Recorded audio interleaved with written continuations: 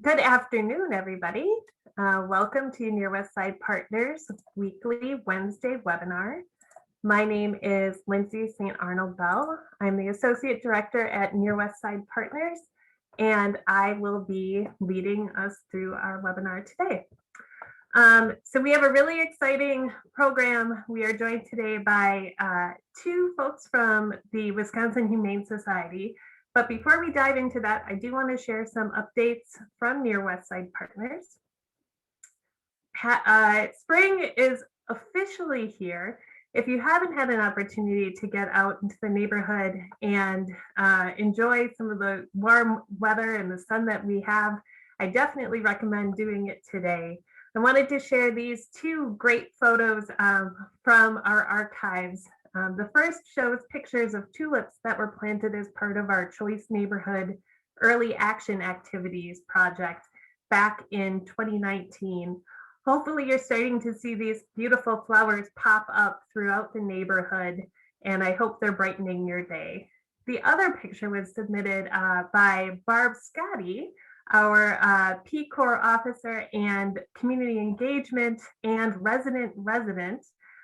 This is her little pet box in her backyard. It is her own beehive that she keeps that helps to keep our flowers blooming and pollinating and keep us growing all the good things we have here in the community. Coming up on next Saturday, April 17th, Near West Side Partners in Washington Park are partnering for a community cleanup. April 17th is Earth Day, and we definitely hope that you will join the effort. If you're interested, you can email me or drop your name in the comment section on Facebook or here in Zoom, and we will be sure to get the registration details to you. Obviously, we are continuing to be mindful of our pandemic and are following COVID protocols.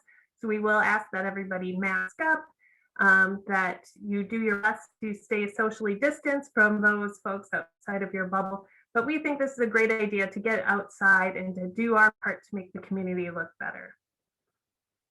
As we mentioned, we are still dealing with COVID-19, though things are certainly more optimistic now than they've been in a long time.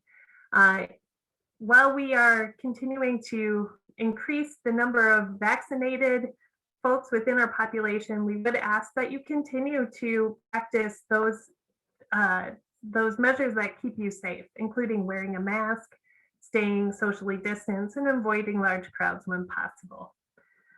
The great news is vaccines are now available for all Wisconsin residents 16 and older, and we definitely encourage you to get your COVID-19 vaccine. Vaccines are safe, they're free, and it's an easy way to protect yourself and those that you love. There are a number of facilities in Milwaukee that are offering vaccines, from private pharmacies to walk-in clinics at North and South Division high schools. And there's also a great facility at the Wisconsin Center, which is where I went to get my first shot. You can call 414-286-6800 or visit milwaukee.gov/COVIDvax for more information on how you can get your COVID vaccine. The Hunger Task Force Mobile Market has another stop in the Near West Side coming up on Monday, April 12th. It will be at College Court from 1:30 to 3 p.m. Really, you have to check out the mobile market if you haven't been there yet. Everyone can shop at the mobile market, and it is a full grocery store on wheels. They have fresh fruit and veggies, fresh meat. They have milk, cheese, yogurt, everything you can think of. The market does accept credit cards, debit cards, and Quest EBT cards. And when you shop at a Near West Side location, you will get 50% off your total order. So even if you just need one or two things to pick up for dinner that night, definitely check it out this Monday, April 12th. I'm also really excited to share information about Near West Side Partners Live, Work, Play incentives. We have recently announced a new matching grant for home repairs. This is a grant that's up to $1,000 for any homeowner in the Near West Side to make repairs to their primary residence. That we announced this during a webinar about a month ago now, and we have had overwhelming support and applications from our residents. We're really excited about that. But we do also have two additional incentives: a $3,000 down payment grant for renters and employees who are interested in purchasing a home in the Near West Side. And I see a typo here. This should actually say a $500 rental grant for employees who are interested in moving to the Near West Side. If you are interested, you can visit our website, nearwestsidemke.org/liveworkplay, or you can email me at associate@nearwestsidepartners.org. Now on to the exciting part of our webinar today. As a little teaser to our guests from the Wisconsin Humane Society, Near West Side Partners staff submitted pictures of their pets to share with you all. We have a really pet-friendly staff here, and we all love our dogs and cats and honeybees. So up in the corner here, you see the black cat, Mia, who belongs to Bobby, our outreach and safety manager. Down below is Little Man, which is our executive director, Keith's puppy. Next to Little Man is Arnie, my dog, who is a rescue from the Wisconsin Humane Society and was actually found as a stray in the Near West Side. Then we have Anna's dog, Lottie, Elizabeth's dog, Ruby, who is also adopted from the Wisconsin Humane Society. And in the top corner is Barb's little pet honeybee. We'll call him Buzz. We don't have pictures of our of Gail, our accountant's kitties, but she has a full house at home with Sir Edmund, Cleopatra, Benjamin Button, Elizabeth Taylor, and Eleanor. And I hope by reading their names, they can sense that we're talking about them. So now I would invite our guests, Anne Reed and, let's see if I can move this forward, Anne Reed and Jill Kline to turn on their cameras. And I am going to stop sharing my screen. Thank you both for joining us today. We're so happy to have you here. For those who are not familiar, the Wisconsin Humane Society Milwaukee campus is located just outside of the Near West Side, on the other side of the Wisconsin Street Viaduct. So Anne and Jill, welcome. And I will give you an opportunity to introduce yourself and do a short presentation before we open it up to questions. Thank you, Lindsay. That was fun to see. Especially fun to see the bees. That's a very good thing. We are excited to be here, delighted to be here, and although we may be technically just outside the line of the Near West Side Partners area, we consider ourselves to be proud neighbors of in the Near West Side, and grateful to Near West Side Partners, which has been a huge help to us. And I know so many other people doing business on the Near West Side in so many ways, from thinking about safety on our campus to the economic thriving of the whole area. And so we're if this if this presentation allows us to give back even just a little bit, it's really an honor for us because we are grateful to you. So I'm Ann Reed. My title is President and CEO of the Wisconsin Humane Society. And with me is Jill Kline. Jill, you want to introduce yourself? Yeah, sure. I'm Jill Kline. I'm Vice President of Community Impact Programs. So I work with our youth programs and some of our outreach programs. And I'm going to be pulling up a presentation here. Give me just a second.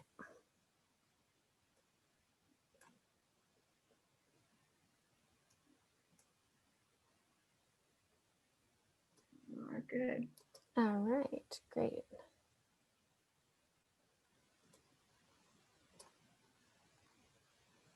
All right. So we wanted to tell you a little bit about ourselves, and we love to do this in any audience because what we find is that there are a lot of things people think they know about us and about animal shelters and humane societies in general that in fact we're way better than people think. And so it's just really great to do a little bit of myth busting and also to let people know what we offer for animals and families and what services we might provide that might be helpful to you at some point. So the Wisconsin Humane Society actually dates to 1879. We're one of the oldest charitable organizations in any category in southeastern Wisconsin. We're one of the oldest animal welfare organizations in the country. We're very proud of that to have been continuously operating now for more than 140 years and continuing to evolve and get better over all that time. It's a point of great pride to us. We started out just in Milwaukee. We got the name Wisconsin Humane Society because no one else had it at the time, and we were the first one, and that's what our founders named us. But in fact, as is true throughout animal welfare, organizations popped up all over the place over time. One little known fact in animal welfare is there is no national in our field. There's no national organization to be a chapter of, and there never has been. So we'll talk a little bit about this more, but historically we operated in Milwaukee only, and other organizations popped up in nearly every other county in the state. Over time, there's been a bringing of some of that together. So what were once 5 separate organizations in Wisconsin now have come together in various steps over time, and all now are part of the Wisconsin Humane Society. So we have shelters, what we call shelter campuses, in Milwaukee, Racine, Ozaukee, Brown, and Door counties. Our Milwaukee campus shelter is the one on the edge of the near west side, first right over the valley, I say, as you're going west on Wisconsin Avenue. Every other humane society you know about in Wisconsin is not us. Typically always. They're friends, they're organizations we admire, they're organizations that we work together with on various kinds of projects, but Paws in Waukesha is not us. Washington County Humane Society in West Bend is not us. Sheboygan Humane Society, Safe Harbor in Kenosha, you name it. If it's not on this list, it's a separate organization doing separate work that is like ours, but is not ours. So what are we doing in those 5 counties today? A lot of things. The thing all humane societies are best known for is certainly something we do a great deal of, which is when animals become homeless, we can and do either reunite them with their families who are looking for them and place them in new homes as needed. So that's a core function, and it has been for many, many years. In addition, though, and these are things that people don't have as much on the radar, and we want them to. We'll talk more about these specifics, so I'll just rattle through them quickly. Families escaping domestic violence need help for their pets. We provide some of that help. Spay-neuter services for the public are very important to us. Youth programs touching thousands of kids a year with really cool opportunities to interact with animals that Jill will talk about. Behavior training. An animal that will sit when asked and come when called is less likely to become homeless, and the home that animal lives with is happier. So we provide a lot of training to help people make that possible. Wildlife rehabilitation, we'll talk about a little bit later, but we run the busiest wildlife hospital in the state. advocacy. There are important things happening at various legislative and policy levels involving animals and their welfare and the people who love them. We try to have a voice in that, and then outreach to our community. So all of those things, in addition to just getting homeless animals into homes, are things that we're deeply involved in. Jill, you want to go to the next slide? So who we're not, just a little bit more on this, because it's just really hard. People have such a strong concept that we're all connected, and it's very important for us to have people know that we're not. So the commercials that you see on TV, probably for the Humane Society of the United States and or the ASPCA, are not us. Those organizations do work on a national scale. Some of it is work that you might think is wonderful and you might want to donate to them as the commercials ask you to do. I have no problem if you do that, just know that you're not donating to us. Every sheltering humane society that you've ever heard of, because these organizations for the most part don't do any sort of significant animal sheltering, housing homeless animals and getting those into homes.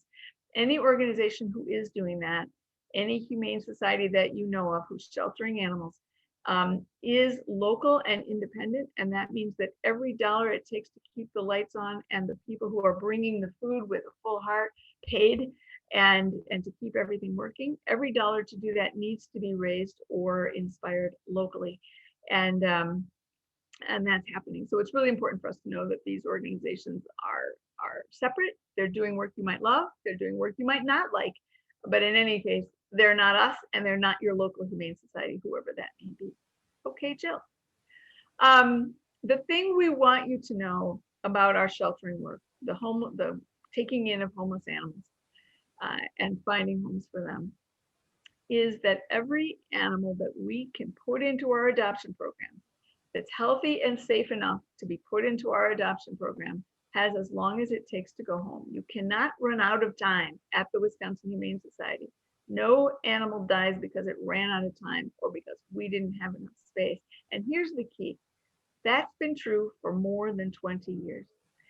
People have this idea that animals run out of time and therefore are euthanized at humane societies. Our organization is one of a handful that, starting 20 years ago, really started to put in place the vision of not needing to do that. Because the fact is, if you can get animals out into homes faster than they're coming in, you never need to use euthanasia or any other tool to manage your space. You're using adoptions to manage your space. Your animals are going out the door and getting adopted, and therefore you're not running out of space, and therefore you're not running out of time.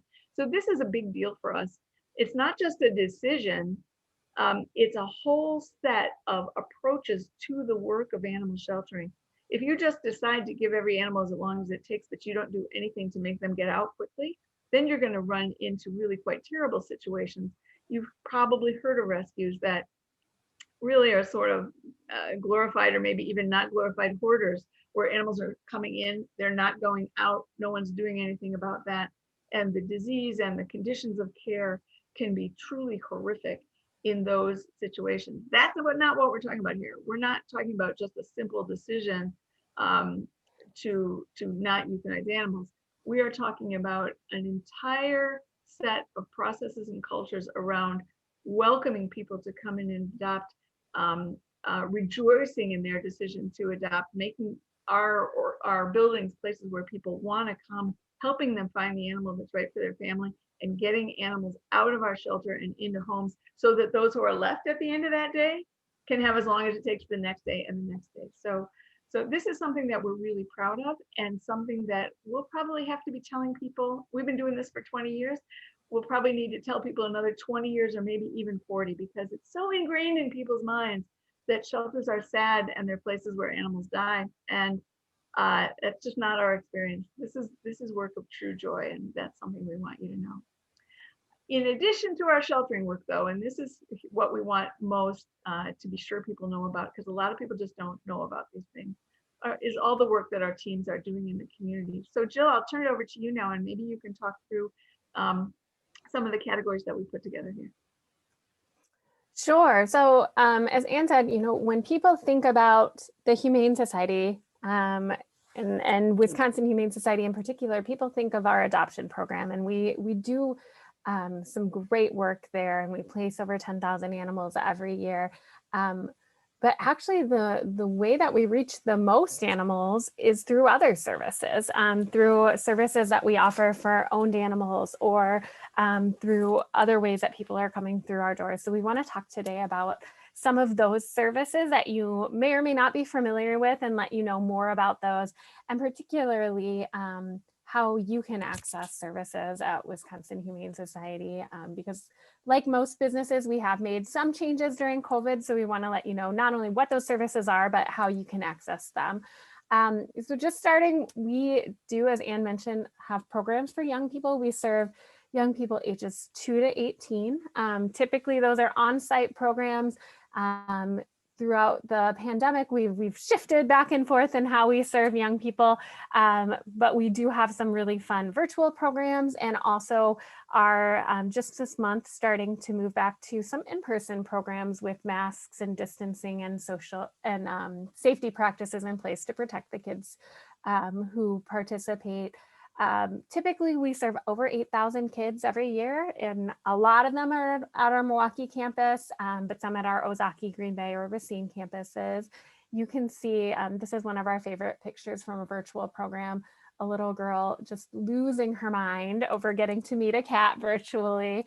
And so even when the kids aren't able to come in the shelter, being able to meet an animal, especially when kids are spending a lot of time in front of a screen, has been really a special break in their days. So we've been offering free virtual field trips for schools this year, and have served more than 3,000 kids that way.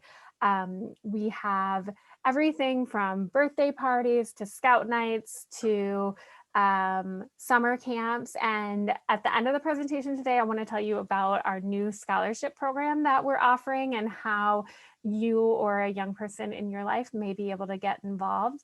But we have all types of partnerships with Milwaukee Public Schools, with the COA Golden Center. So we like to stay busy, and we like to have kids in the shelter and engaged in our work, so that they know us as a community resource, and as a place where, if they're thinking of bringing an animal into their lives, where they can come. So like I said, this year, sometimes that's been through screens. We're excited for the time when we can invite young people back into the building as well. And also mentioned support for families affected by domestic violence and their animals. We have a partnership with Sojourner Family Peace Center called the Safe Haven program. And our data shows us that 20 to 40% of survivors delay leaving because they're concerned about their pet. And that can be everything from, when you're experiencing trauma, like abuse, an animal can become, your lone confidant. An animal can be who you really rely on. And so just not knowing where that animal is day to day, or how they're getting their next bowl of food, can be really, it can be a significant barrier to people leaving. And there's also data that shows that animals are often involved in abuse. And so if a family member is being abused, 75% of the time, an animal is also being abused. And so sometimes abusers even threaten to harm or kill an animal if the victim leaves the situation. And so there are a lot of challenges to leaving, and we don't want care for an animal to be one of them. So what we offer is up to 60 days of free shelter for an animal through a secure foster network. So if you know anyone who's facing a situation where they need to get safe, and you're not sure if they have an animal, might need support, have them call Sojourner Family Peace Center, their 24-hour hotline, and Sojourner connects families with us so that we can provide that service and keep animals safe, but also keep their families safe. And the reunions at the end of that period are always the sweetest. And so we like to think that we're helping to save 2 lives.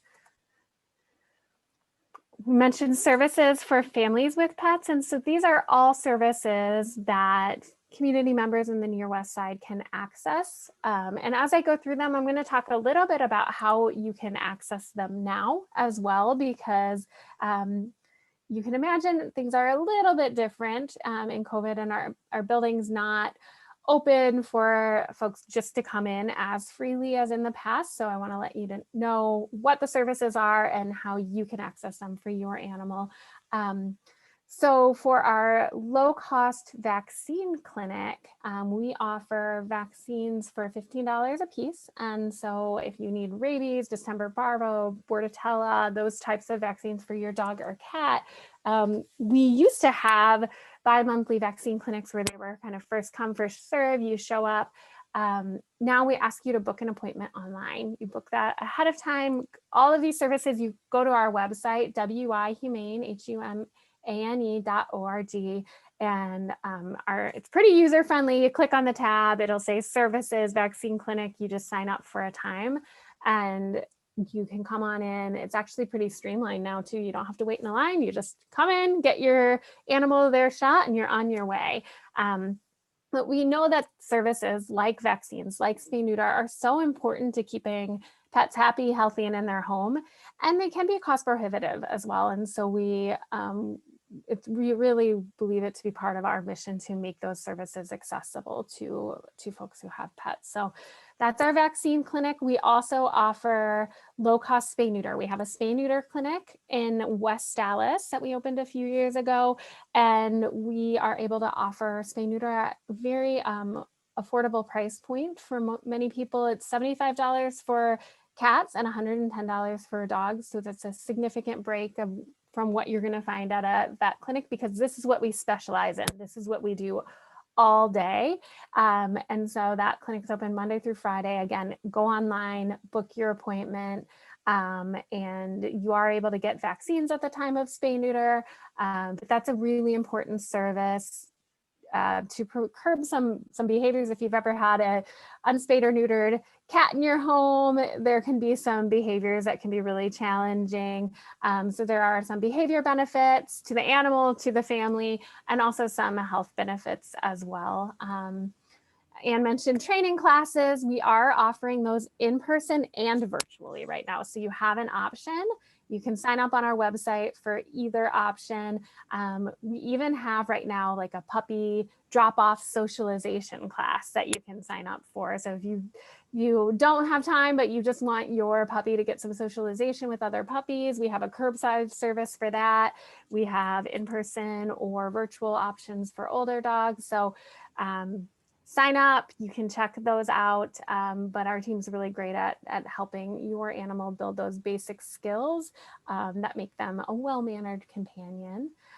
We also offer a pet food bank. So we know that especially over the last year, there's been a lot of economic hardship for families, and no one wants to make the choice of, feeding your family, your human family or your pet family. And so we do offer a pet food bank. To access that service, you can call ahead if you want to, or you can actually just come to the door. Even though the doors are locked right now, there is a buzzer you can ring. That food bank is based on donations. So you can call ahead to see what's available for you, or you can just pop over and we will happily provide you with any food that we have available. And the last two services are things that can be tougher to talk about, but I think are some of the most important services we provide, which are surrender and euthanasia. And we all love our pets and want to keep them in our homes, but there are times and circumstances that don't allow for that.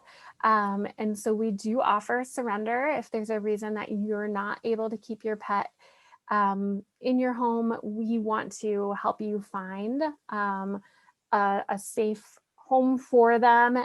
We do offer what we call virtual rehoming. So your animal doesn't actually have to come into our shelter to access our rehoming services. We have a really cool platform that you can use to post your animal, and you can find a home. I know some people really like to know where their animal's going. And so that is a really great service you can access by going on our website. You can give us a call too if you want more information about that. But if you do need to physically surrender your animal to Wisconsin Humane Society, we are here for that. please give us a call if you're able to. We ask people to make an appointment. What that does for us is it just allows us to space the flow of our animals so that your animal gets the absolute best care that we can provide while they're in our building. We know that sometimes emergencies come up. If that does happen, we're here for you, but if you are able to call ahead and book a surrender appointment, that just helps us help your animal. And then lastly, euthanasia. That's something that no one wants to think about or talk about, but it does happen. You know, as pet owners, we're often the ones that have to make that decision. It's really challenging and it can be expensive too. And so we do offer an affordable option for families who are looking for end of life services and want to provide that kind end for their pet. So that's, again, a service we ask you if you're able to give us a call to set an appointment. We can just make sure that someone's available for the service at the time you need it. We won't turn an animal away if there is an emergency situation that comes up, but give us a call if you're able to. Our phone number is so easy. It's 414-ANIMALS. So 264-6257 if you want to break that out, but 414-ANIMALS, you can give us a call anytime to ask about these services.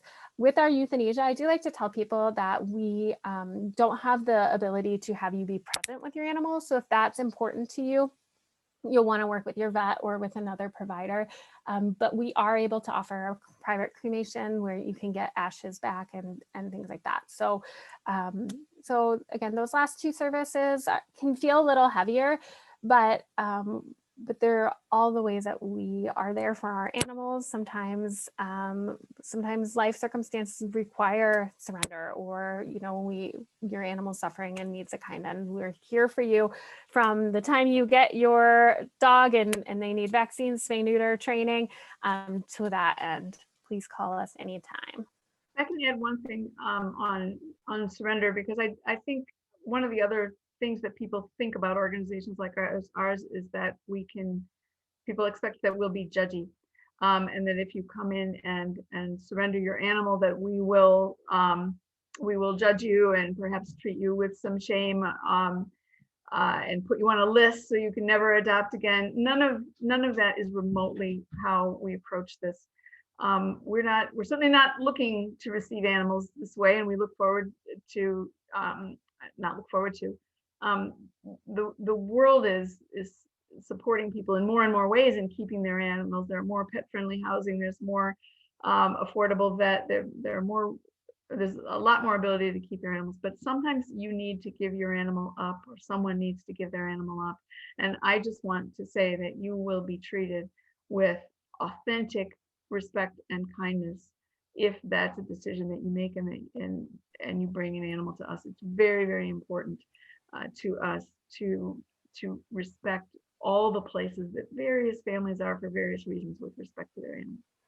And I think another fear people have, building off of that with surrender, is what would be the outcome for my animal, and their concern that their animal would be euthanized. And one of the things we like people to know is that if for any reason your animal would not be an adoption candidate, whether there are medical or behavioral concerns that just don't make the animal safe to place, you will be contacted. And so you would absolutely have an opportunity to reclaim your animal. And we encourage that. We always want euthanasia to be a last resort. And so that's something I think that it's important for people to know as well.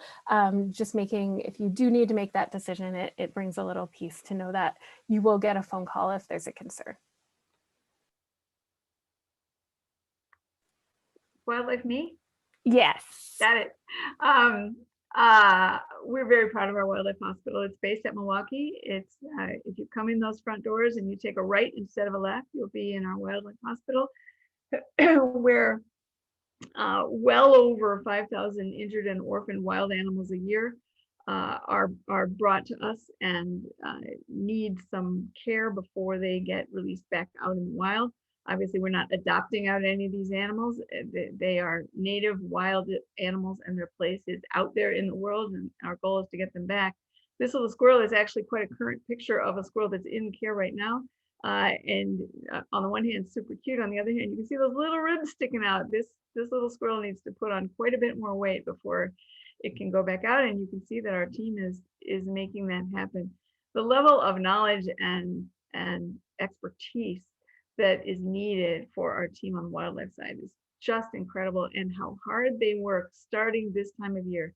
Wildlife work is a lot about orphan babies, and orphan babies come in the spring and early summer, and in they come. So it's a lot for that team right now.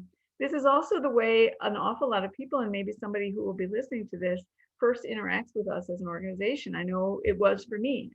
My then 5-year-old daughter, she's now 24, but we found a bird and we brought the bird in. And so it's a first introduction to our work for an awful lot of people.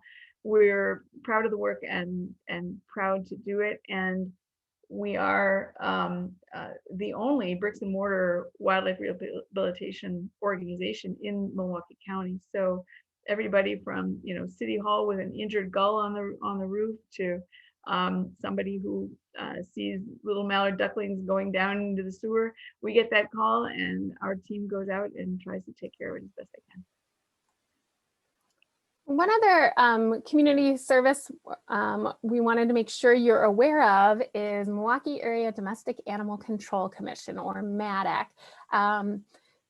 We want to let you know about the services they use. They are partners of ours, but they are not us. So MADAC is just, if you just shoot down Miller Parkway, I always say it's just a little past the Target on Burnham, and they are the organization that does stray animal work in Milwaukee. In Milwaukee County, they contract with each one of the municipalities. So if your animal is lost, you want to contact MADAC right away. And I included their phone number and their website here so that you would be able to reach out to them. They actually have pictures on their website. You can go to the building, you can walk through and look for your pet.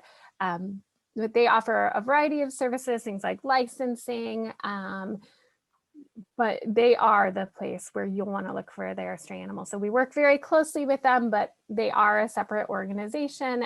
We often get calls or people coming to us looking for stray animals. So we want to let you know who that resource is so that if you ever are in that situation, you can get reunited with your animal quickly. So what about COVID? We get a lot of questions about how COVID affected us and affected our work, and you've heard little pieces of that as we've gone along. But a little bit of an overview. You might have read articles that adoptions are way up during COVID, and it's certainly true that interest in adopting is way up during COVID, and that's something we very much welcome because people have been home so much more. The idea of sharing that home space with an animal pal is very attractive to a lot of people. And so people have reached out to us, and that's wonderful. We haven't always had animals for them to adopt in the same numbers that we had before COVID and that are now coming back. And the reason is that we and nearly every other animal welfare organization really had to make a very intentional decision at the beginning to try to take in fewer animals because we didn't know what was going to happen. So number one, at the very beginning, it's funny because I'm thinking about this so much now because we're almost exactly a year out and I'm remembering what that was like.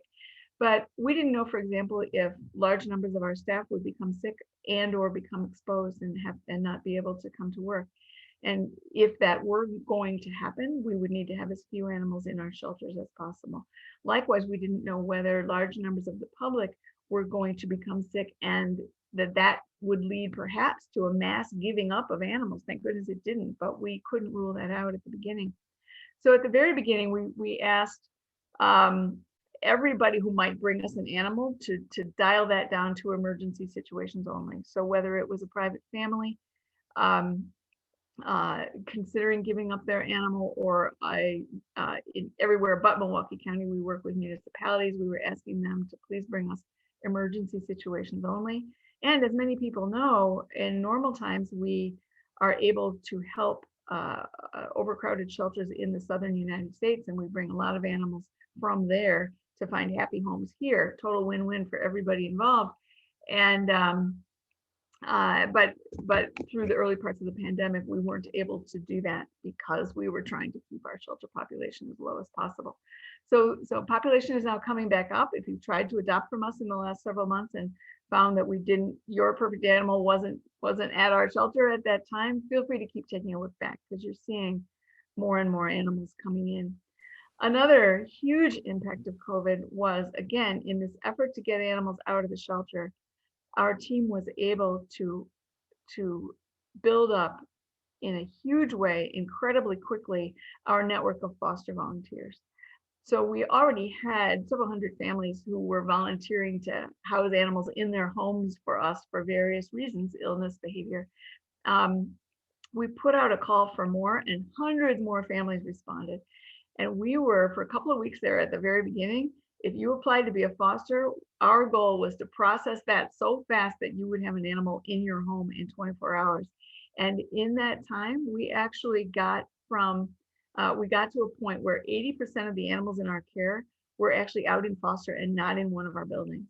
And that really put us in a place where we felt prepared for whatever might happen with respect to the pandemic. And of course, an awful lot of things happened, right? But because we had so many fewer animals in shelter, and therefore needed so many fewer sets of hands and feet and hearts in shelter at any given time, that enormous effort really helped us to navigate that. So that was huge. And then the third big thing is just, when are the doors open? When are we wearing masks? When are we requiring appointments for things that used to be walk-in? When are we just all of the physical interactions in work that depend so heavily on interacting interpersonally with you when you need a service. And the funny thing about that was that I think a lot of people thought that organizations would be able to say, okay, like here's red, here's orange, here's yellow, and when the numbers hit this, we'll go to red. For us, we found that was never the case, and it really instead involved, and still involves, a lot of just day-to-day, what is safest now? And what that means for you and for anybody else who might be interacting with us is just whatever it is that you might need from us, just check the website, and if that's unclear, call. Right now, the doors at Milwaukee are locked, and you do need a mask if you come in, and we have this cool computerized waiting list system, kind of like a restaurant, where you let our team know that you're there from your car, and then they call you in when you're ready. But that's a change from what it was early on, and it will change again. So please bear with us as we just try to navigate this as safely as we can for our own teams, for our animals, and for you. And hopefully we will. Well, we know we will, right? We've been here. We always say we've been here since 1879. We will navigate this, and we will navigate it with care and attention. And right now, that involves a lot of day-to-day, week-to-week kind of change. So please bear with us with that. We have a walk coming up, and like a lot of things with COVID, so we've had an annual walk, oh gosh, maybe for 8 years or something now, and for the last several years, it's been at Veterans Park, one of those great big wonderful walks on the lake, and in my view, the most wonderful because everybody's got a dog with them. You don't have to have one, but you don't have to have one. It's super fun. Last year we had to cancel it. This year we are doing it, but instead of in one single place, we're doing it all over the place. So go online and check wihumane.org and follow the links to the pet walk. But you can sign up. You can have a team just like in the past. You can donate. You can get a T-shirt. You can do it anywhere. But we will also have some specific spots that we're still working on where you might be able to pick up, swag or prizes or have some sort of co-celebration with people. But we're very happy to have our walk back online. Jill, tell us about camp sponsorships. Oh, you're muted. Sorry about that. Okay. This summer, we are offering, for the first time, we're very excited, camp scholarships. So our camps, in case you don't know about our camps, we offer camps for kids who are completing this school year grades 1 through 9. And we offer a variety of camps. So they're broken out by grades. So grades 1 to 3 would be together, 4 to 6. We offer all kinds of fun, exciting camps up to and including, we have a junior vet camp where students actually get to perform a mock spay neuter surgery and handle a scalpel. That's obviously for the older kids. But we offer a fun kind of behind the scenes look at what we do. This summer, we're obviously keeping the number of kids a bit smaller. We're keeping distance and masks. So we've got some great safety protocols in place following CDC guidelines. But we're really excited to offer in-person camps again this summer. We did last summer as well with some of the same parameters and guidelines. And this is our very first summer offering scholarships. So, so families who have young people who meet our age criteria and who would be interested in attending camp, but have financial restraints and might not be able to afford that camp tuition, we offer full tuition scholarships. And so the way to get one of those scholarships is you need to apply. So it is a competitive process. We have all of the information available on our website, wihumane.org. Go to the For Kids tab and then to camps. You can actually, if you are watching this and aren't a parent, but know a young person, you can nominate a young person by this Friday. It's a very simple application process, or families can apply directly by Friday, April 16th. Again, pretty easy application, shouldn't take you any more than 10 minutes or so. But we're really excited to extend this opportunity for young people who have wanted to be a part of our camps, but haven't been able to make that happen financially. And we know, the pandemic in particular has been really hard on some families. So we're very excited to offer this opportunity to get kids in the shelter this summer. We know that kids have been especially looking, and families have been looking for safe ways for kids to interact and have a new experience. And so, our camps are educational. We spend a lot of time learning about animals, but of course it's every child's favorite part, actually getting to meet an animal or two during a camp day. They're Monday through Friday, daytime camps. And you can check out all the camps on the website and also that scholarship opportunity. So if you know a young person who would be a good fit for this, nominate by Friday or send on the information to a family, and they just need to apply by Friday, April 16th.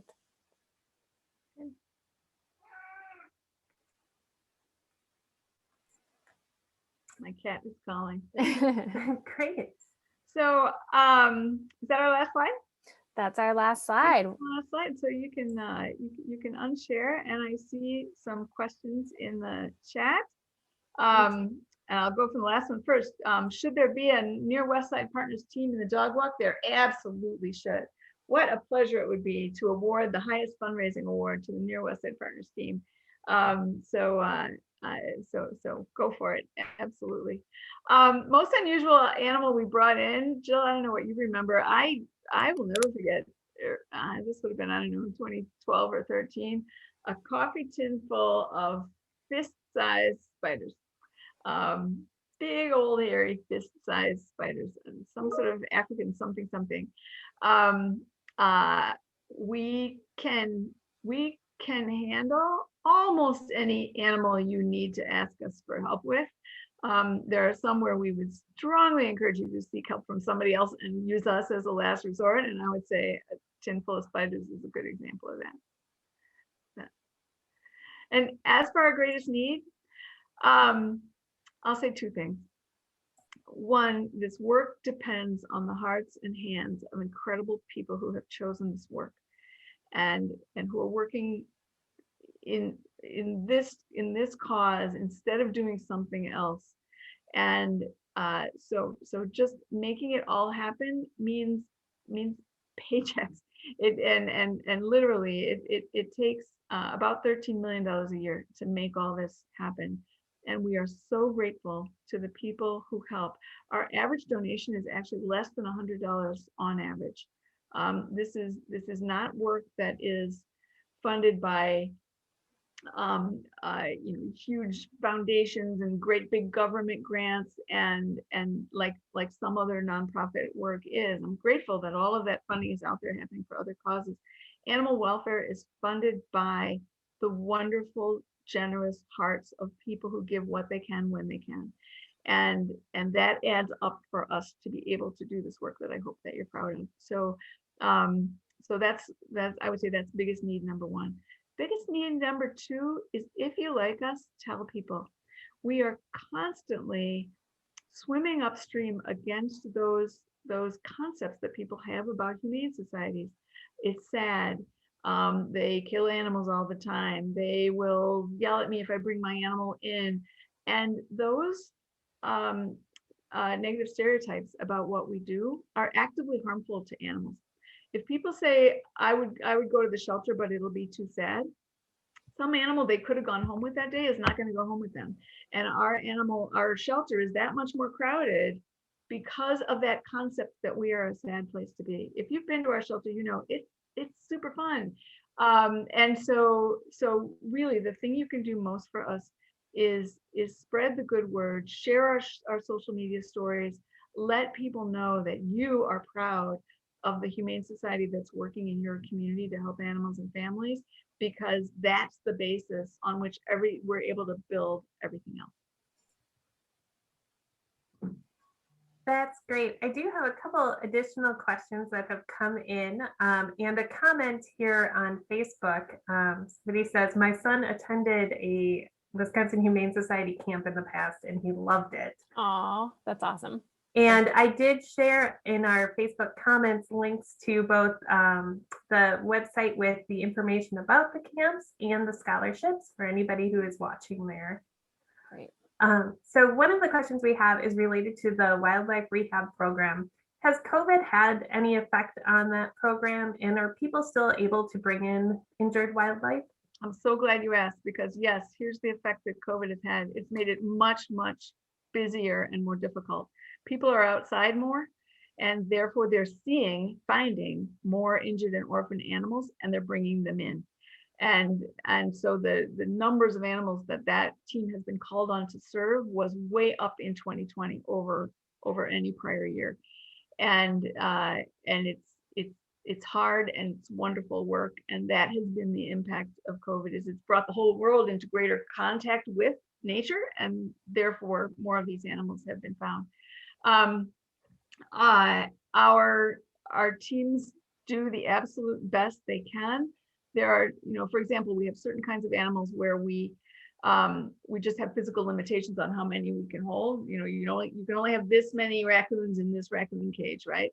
And we only have this many raccoon cages. So at some point during the summer, we would reach a point where we could say, we are so sorry. We're actually one of the few hospitals that takes raccoons, but we can't take this one for anything other than euthanasia right now, because we're run out of space. And so what COVID did is it made some of those days happen sooner, because we were just so incredibly busy with that team just doing the best they can. I would say, however, overall, it was just harder work to get the same awesome results they always get, and they really deserve our thanks and admiration, because it was a tough summer. You had touched earlier on the Humane Society at times accepting animals from out of state and from other shelters.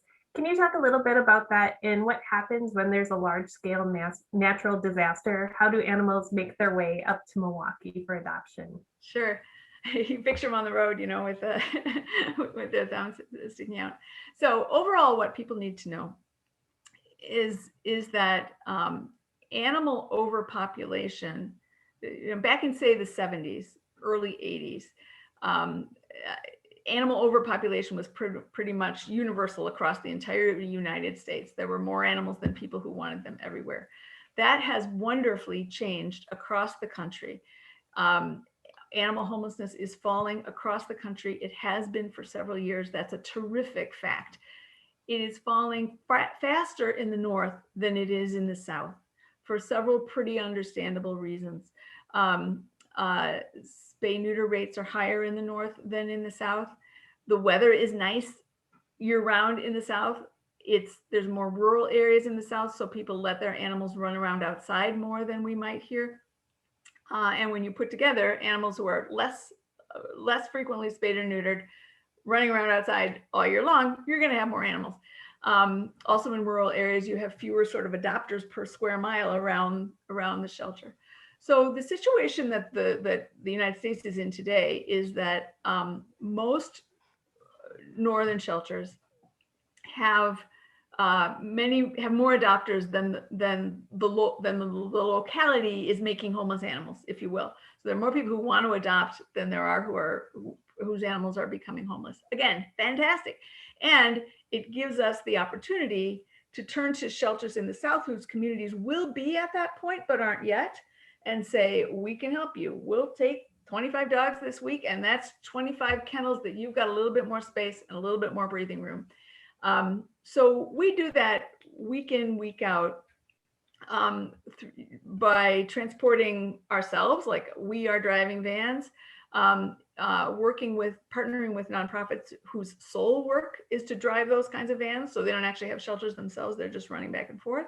And sometimes the Southern shelter will be the one driving the van, but it's about investing in vehicles where animals can safely travel those distances. Takes super careful planning and care, right? That truck cannot get too hot. It cannot get too cold. The trip cannot be too long. So those kinds of conditions are really important. So that's just happening day in, day out because of the different population dynamics between the North and the South.